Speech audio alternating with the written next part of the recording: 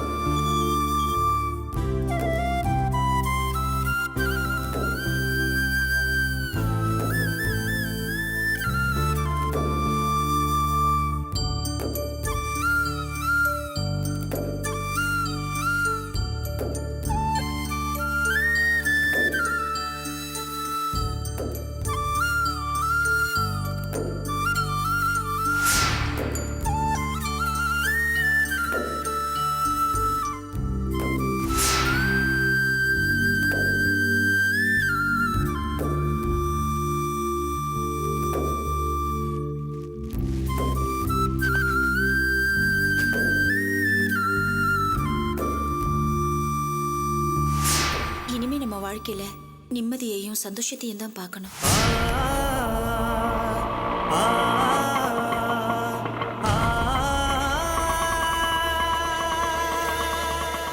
கொஞ்சம் வெயிட் பண்ணுங்க.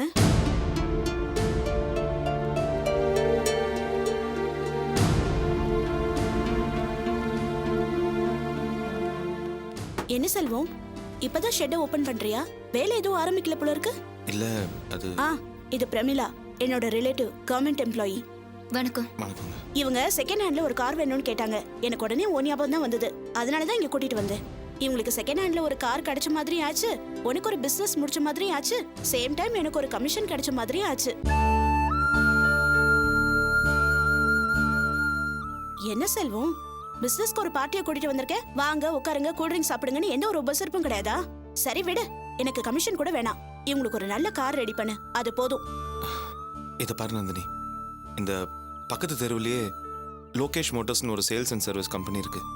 நீ அவங்கள அங்கே கூட்டிட்டு போ, அங்கே நல்ல வண்டி கிடைக்கும். என்னாச்சு செல்வம் உனக்கு? நீ தொழில கரெக்டா இருப்பன்னு தானே இவங்களை இங்கே கூட்டிட்டு வந்த? நீ வேற ஒரு கம்பெனிக்கு போ சொல்ற? என்ன பிரச்சனை? ஏன் ஒரு மாதிரி இருக்க? ஐயோ அதெல்லாம் ஒன்றும் இல்லை நந்தினி, நீ அவங்கள லோகேஷ் மோட்டர்ஸ் கூட்டிட்டு போ, அவங்க கிட்ட நல்ல வண்டிலாம் இருக்கு. இல்ல, உனக்கு ஏதோ ப்ராப்ளம் இருக்கு. என்னவா இருந்தாலும் என்கிட்ட மறைக்காம சொல்லு. அது பிரமிளா, தப்பா எடுத்துக்காதீங்க. நீங்க இப்ப வீட்டுக்கு கிளம்புங்க, நான் உங்களை அப்புறமா வந்து பாக்குறேன். உங்களுக்கு ஒரு நல்ல கார் வாங்கி கொடுக்க வேண்டியது என்னோட பொறுப்பு. Okay okay, bye Nandini, see you.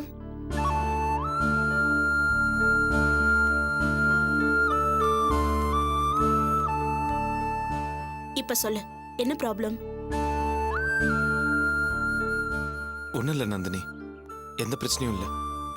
செல்வம், எந்த பிரச்சனையும் இல்லைன்னு உதடுகள் தான் சொல்லுது. ஆனா உன் கண்ணு ரெண்டும் ஏதோ பிரச்சனை இருக்குன்னு தெளிவா காட்டி கொடுக்குது. என்ன விஷயங்கிறத மறைக்காம சொல்லு செல்வம். சரி, ஒருவேளை உன் பிரச்சனை என்கிட்ட சொல்ல முடியாத அளவுக்கு நான் உனக்கு அந்நியப்பட்டு போயிட்டேன்னா நீ என்கிட்ட சொல்ல வேணாம், விடு. என்ன நந்தினி இது? நான் போய் உன் அண்ணியும் நினைப்பேன். அப்படின்னா என்ன விஷயம்னு சொல்லு.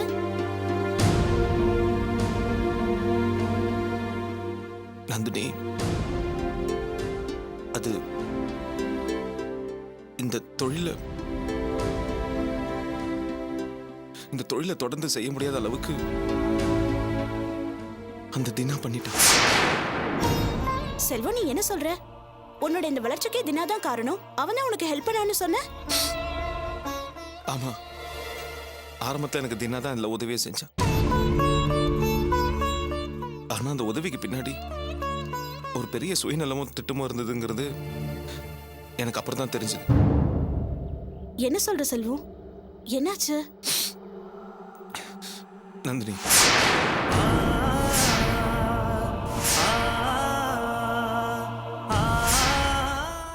தீனா கிட்ட போய் சாவியை கொடுத்தா தான் நான் நிம்மதியா இருக்கேன்.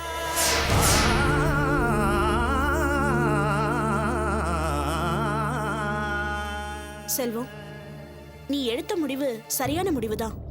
தன்மானத்தோட நீ எடுத்த முடிவை நான் பாராட்டுறேன். ஆனா அதுக்காக ஷெட் சாவியை கொண்டு போய் தினா கிட்ட கொடுக்க வேண்டாமே? அவர்கிட்ட வாங்கின பணத்தை வட்டியோட கொடுத்தா முடிஞ்சு போச்சு. அது எப்படி நந்தினி முடியும்? வாங்கின பணத்தை வட்டியோட திருப்பி கொடுக்கணும்னா எப்படியும் 10 லட்சம் ரூபாய் ஆகும். அவ்வளோ பணத்துக்கு திடீர்னு நான் எங்க போறது? செல்வம், நான் இருக்கேன்ல, கவலைப்படாத, நான் ஏற்பாடு பண்றேன். வேண்டாம் நந்தினி, ஏற்கனவே எனக்காக நீயும் உங்க அப்பாவும் நிறைய உதவி செஞ்சுட்டீங்க. மறுபடியும் நான் உங்களை தொந்தரவுப்படுத்த விரும்பல. செல்வம், நீ இப்படி பேசுறதா எனக்கு தொந்தரவா இருக்கு. இத பாரு, இந்த உலகத்திலேயே நான் உரிமையோட ஹெல்ப் பண்ற ஒரே ஆள் நீதான். தயவு செஞ்சு மறுக்காத. நீ இங்கே வெயிட் பண்ணு. ஒரு ½ அன் ஹவர்ல நான் 10 லட்சம் ரூபாய் பணத்தோட வரேன். தயவு செய்து நான் சொல்றது கேளு நந்தினி. இனிமே இந்த ஷெட் முழுக்க முழுக்க உன்னோடது, சரியா? நந்தினி, நான் சொல்றது கேளு நந்தினி. நந்தினி,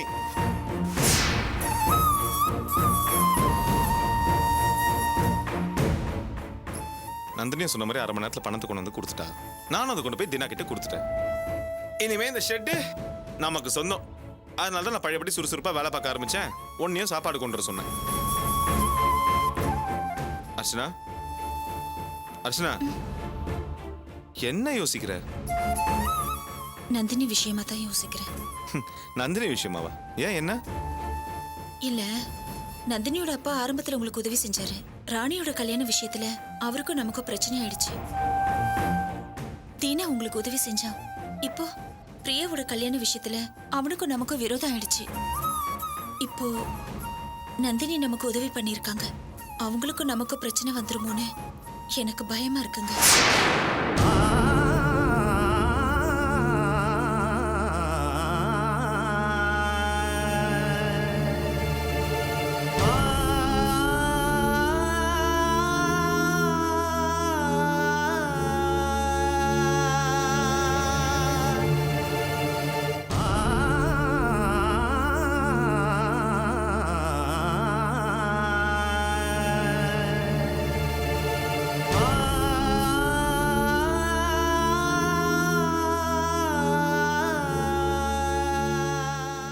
சேச்சா, இல்லை அர்ச்சனா, நானும் நந்தினியும் சின்ன வயசுலேருந்து ஒன்றா பழகியிருக்கோம். என்னை நல்லா புரிஞ்சுக்கிட்டவ தான் நந்தினி. எங்களுக்குள்ள அந்த மாதிரி பிரச்சனைலாம் ஒன்றும் வராது. நீ ஏன் தேவையில்லாம என்னெல்லாமா யோசிச்சு கற்பனை பண்ணிட்டு இருக்க? சரி, தீனா கிட்ட போய் பணத்தை கொடுத்தீங்களே, அவன் என்ன சொன்னான்? அவனும் அவங்க அம்மாவும் வாய்க்கு வந்தபடிலாம் பேசிட்டாங்க. என்னை ரொம்ப அவமானப்படுத்திட்டாங்க அர்ச்சனா. சொல்லக்கூடாத வார்த்தையெல்லாம் பேசினாங்க. சொல்லக்கூடாத வார்த்தையெல்லாம் சொன்னாங்களா? அப்படி என்ன சொன்னாங்க? பிரியாவுக்கும் எனக்கும் தப்பான உறவு இருக்குது. அதனால தான் நம்ம வீட்டில் அவளை நான் தங்க வச்சிருந்தேன். அவளை கட்டி கொடுக்க மனசு இல்லாம தான் வேணும்ட்டே ஒரு பொய்யை சொல்லி இந்த கல்யாணத்தை நான் நிறுத்திட்டேன்னு சொல்றாங்க. சீ, பாவிங்க. அவங்க நல்லாவே இருக்க மாட்டாங்க. அவங்களுக்கு நல்ல சாவே வராது. அர்ச்சனா, ஏன் நீ ஏன் உன் வாயால அவங்கள போட்டு இப்படி சபிக்கிற? என்ன இருந்தாலும் நம்ம கஷ்டத்தில் இருக்கும்போது நமக்கு உதவி பண்ணவங்க. ஒரு மனுஷனோட எண்ணம் தான் வார்த்தையா வெளியில வரும். அவங்க அப்படி பேசும்போது எனக்கும் ரத்தம்லாம் கொதிச்சு கோவம் வந்துச்சு. ஆனால் அந்த நேரத்தில் அவங்க செஞ்ச உதவியெல்லாம் எனக்கு ஞாபகம் வந்துச்சு. அதான் பணத்தை திருப்பி கொடுத்துட்டு வந்துட்டேன். பணத்தை தூக்கி அவங்க மூஞ்சில வீசிட்டு வந்திருக்க வேண்டியதானே? தப்பு அர்ச்சனா, நான் அப்படி செஞ்சிருந்தேன்னா நான் நன்றி இல்லாதவனா இருப்பேன். அப்புறம் நமக்கும் அவங்களுக்கும் வித்தியாசம் இல்லாமல் போயிருக்கும். சரி விடுங்க. ஷெட்டு நமக்கு எப்படியோ திரும்ப கிடைச்சிருச்சுல. நந்தினி நமக்கு சரியான நேரத்துல வந்து உதவி இருக்காங்க. அவங்க செஞ்ச உதவிக்கு அவங்க கேட்கறதுக்கு முன்னாடியே நம்மளால எவ்வளவு சீக்கிரம் பணத்தை கொடுக்க முடியுமோ கொடுத்துடணுங்க. கண்டிப்பா அர்ச்சனா. அதான் இனிமே அர்ச்சனா காசு ஓஹோன்னு வளர போதில்ல. சரி, பசிக்குது, சாப்பாடு போடுறியா? ஷோ, என்னங்க, போய் கை கால் கழுவிட்டு வாங்க, நான் சாப்பாடு எடுத்து வைக்கிறேன். அண்ணே, வாங்க குபன். வாங்க. எப்படி இருக்கீங்க? நல்லா இருக்கேன். நீங்க நல்லா இருக்கீங்களா? அண்ணே நல்லா இருக்கீங்களா? என்னடா குப்பனை கூட்டு வந்திருக்க? வேலைக்கு போல? நீ போகலண்ணே. தினா விஷயத்தை உங்ககிட்ட சொல்லிட்டேன்னு சொல்லி அந்த வக்கீல் என்ன வேலை போட்டு தூக்கிட்டானே. என்னால உன் வேலை போச்சா? அண்ணா, அந்த வேலை போன போயிட்டு போதுண்ணே. நீங்க தான் பழையபடி செட் ஆரம்பிச்சிட்டீங்களே. அதான் கூப்பனுக்கு ஃபோன் பண்ணி ஊர்ல இருந்து வர வச்சிட்டேன். இனிமே நாங்க 2 பேரும் இங்க தான் வேலை செய்ய போறோம். உங்களுக்கு ஓகே தானே? பின்ன என்னடா இது ஒரு கேள்வியா? நீங்க வந்து வேலை பார்க்க போறது உங்க வீட்டுல சொல்லிட்டு தானே வந்தீங்க? ஆமாண்ணே, மறுபடியும் உங்ககிட்ட வேலை பார்க்க போறேன்னு சொன்ன உடனே என் பொண்டாட்டி சந்தோஷமா அனுப்பிச்சு வச்சேண்ணே. நீங்க 2 பேரும் மறுபடியும் எங்கிட்ட வேலைக்கு வந்தது உண்மையிலேயே ரொம்ப சந்தோஷமா இருக்கு. என்னமோ ஒரு பழைய உற்சாகம் மறுபடியும் வந்த மாதிரியே இருக்கு. அர்ச்சனா 3 பேருக்கு சாப்பாடு போடுங்க. 3 பேருக்கும் பத்தாதுங்க. பரவாயில்லண்ணே, நீங்க கையில உருண்டை பிடிச்சி கொடுப்பீங்களா, அப்படி கொடுங்க, நாங்க சாப்பிட்றோம். தட்டுல நிறைய சாப்பிட்றத விட உங்க கையால 2 உருண்டை பிடிச்சி கொடுத்தீங்கன்னா வயிறு நிறைஞ்சிரும், மனசு நிறைஞ்சிரும். ஆமா, நீ உருண்டை பிடிச்சி கொடு. ம். சரி வாங்க அங்க உட்காரலாம். சரிங்கண்ணே.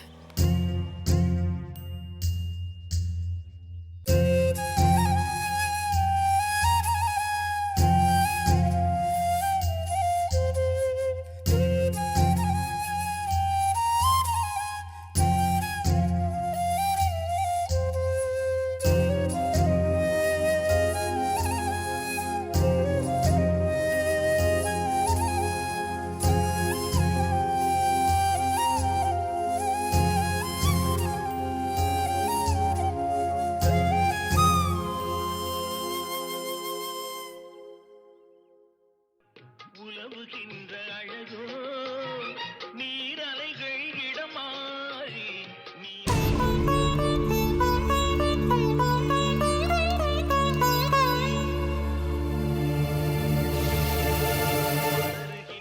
இதழோ மாத்திரை சாப்பிடணும். யாராவது தண்ணி எடுத்துட்டு வாங்க.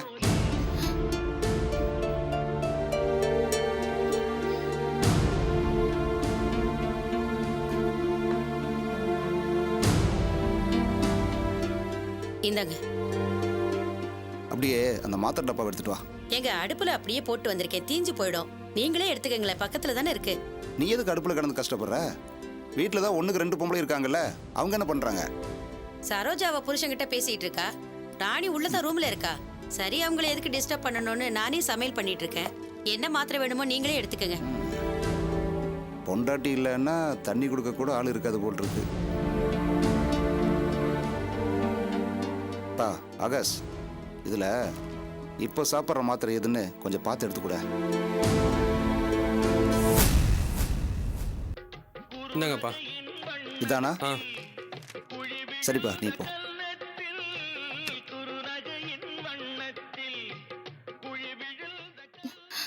வாங்க ஆகாஷ், அதை கொடுங்க.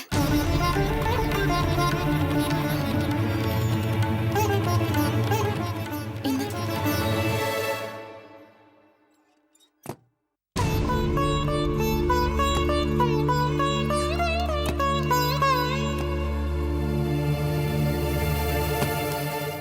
இந்தாங்க.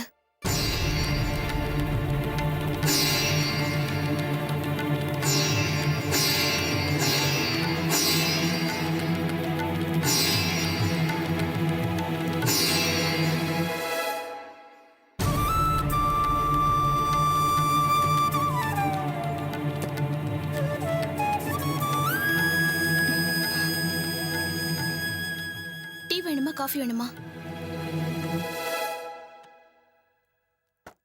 ஒரு நிமிஷம் ஆகாஷ், என்ன மன்னிக்கவே மாட்டீங்களா? தொடர்ந்து அவாய்ட் பண்ணிட்டே இருப்பீங்களா? நான் வந்தது இப்படி விழுந்து விழுந்து கவனிக்கிறீல்ல, அங்க அம்மா தனியா சமையல் வேலை பார்த்துட்டு அப்பாவையும் கவனிச்சிட்டு இருக்காங்கல்ல, போய் கூட ஹெல்ப் பண்ண வேண்டியதானே? உங்க கோவம் எனக்கு புரியுது ஆகாஷ். நான் ஹெல்ப் பண்ண கூடாதுன்னு இல்ல. நான் பணத்தை தொலைச்சது என்னோட துரதிர்ஷ்டம். அதுல இருந்து இந்த வீட்ல இருக்க எல்லாருமே என்ன வேற்று மனுஷியா தான் பாக்குறாங்க. யார்கிட்ட நான் இறங்கி போய் பேசினாலும் முகம் கொடுத்து கூட யாரும் பேச மாட்டேங்கிறாங்க. உங்க அக்கா ஏற்கனவே என்னை எடுத்தெறிஞ்சுதான் பேசுவாங்க. இப்ப மாமாவும் உடம்பு சரியில்லாம வேலை போனதுல இருந்தே என் மேல வெறுப்பாவே இருக்காரு. அத்தை மட்டும்தான் ஆறுதலா இருந்தாங்க. அவங்களும் பணம் தொலைஞ்சதுல இருந்து அவங்க பார்வையே மாறி போச்சு. இந்த சூழ்நிலையில நானா போய் வழிய எந்த வேலை செஞ்சாலும் என்ன அவாய்ட் பண்றாங்க. அதனாலதான் ஜெயில் கைதி மாதிரி ரூம்லயே அடைப்பட்டு கிடக்குறேன். ரொம்ப கொடுமையா இருக்கு ஆகாஷ். உன் சைட நியாயப்படுத்துறதுக்கு காரணம் கண்டுபிடிக்கிற, அப்படிதானே? இல்ல ஆகாஷ், தயவு செஞ்சு நான் சொல்றது கொஞ்சம் புரிஞ்சுக்கோங்க. மத்தவங்க என்ன வெறுத்து ஒதுக்குனா கூட பரவாயில்ல. நீங்களும் இப்படி என் மேல வெறுப்பு காட்டினா நான் என்னதான் பண்ண முடியும் சொல்லுங்க? இங்க பாரு, ஆகாஷ், நான் இங்க கொஞ்சம் வாப்பா. இதோ வரேன்ப்பா. விட்றா கண்ணா, அழாத அழாத. என்னங்க, என் தம்பி வந்துட்டான். 2 பேர் முன்னாடி நான் சொன்ன மாதிரி நடந்துக்கணும், புரிஞ்சுதா? வாங்க. என்னப்பா? வா, இப்படி உட்காரு. இது வரைக்கும் ஹாஸ்பிட்டல் செலவு எவ்வளவு ஆயிருக்கு, அதுல எவ்வளவு மிச்சம் இருக்கு?